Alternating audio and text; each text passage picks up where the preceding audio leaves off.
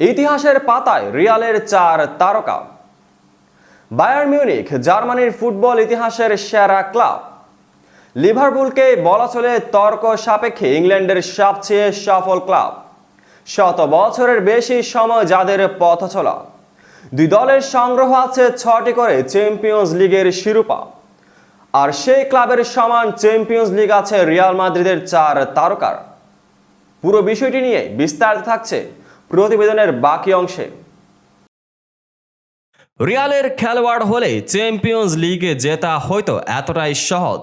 এর আগে 14 বার champions league জিতে ইউরোপের রাজত্ব বুঝে পেয়েছিল রিয়াল মাদ্রিদ। 1956 সালে এই প্রতিযোগিতা শুরু হওয়ার পর থেকে টানা 5 বার ট্রফি জিতেছিল তারা। আরও একটি জয় 1966 সালে। ষষ্ঠ ট্রফি জেতার পরে 32 বছর অপেক্ষা করতে হয়েছিল তাদের, কিন্তু গত 10 বছরে 6 বার ইউরোপের সেরা হয়েছে তারা, যার শেষটা এসেছে রোববার 2 জুনের প্রথম প্রহরেই। আর সেই এক দশকের পথ চলায় নিয়মিত মুখ হয়ে ইতিহাসের পাতায় গিয়েছেন রিয়ালের 4 তারকা। Dani Carvajal, Nacho Fernandez, Toni Kroos এবং লুকা মদ্রিচ বর্তমান ইতিহাসের সবচেয়ে বেশিবার চ্যাম্পিয়ন্স লিগে জেতা খেলোয়াড় হিসেবে তারা জয় করেছেন 6 চ্যাম্পিয়ন্স লিগ।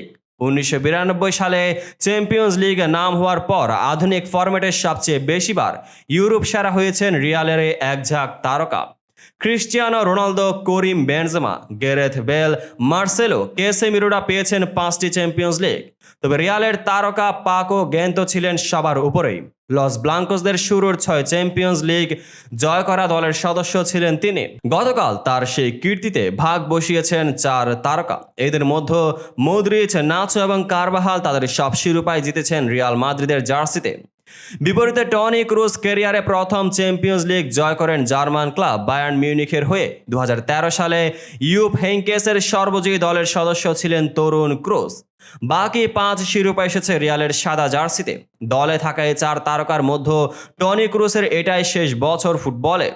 নাচো ফার্নান্দেজও চলতি মৌসুমে রিয়াল ছাড়তে পারেন, তবে দানি কারভাহালের সামনে সুযোগ থাকছে সংখ্যাটা বাড়িয়ে নেয়ার।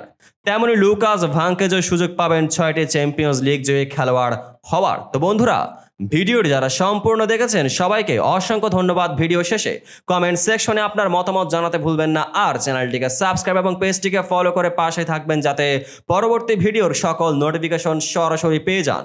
দেখা হবে পরবর্তী ভিডিওতে।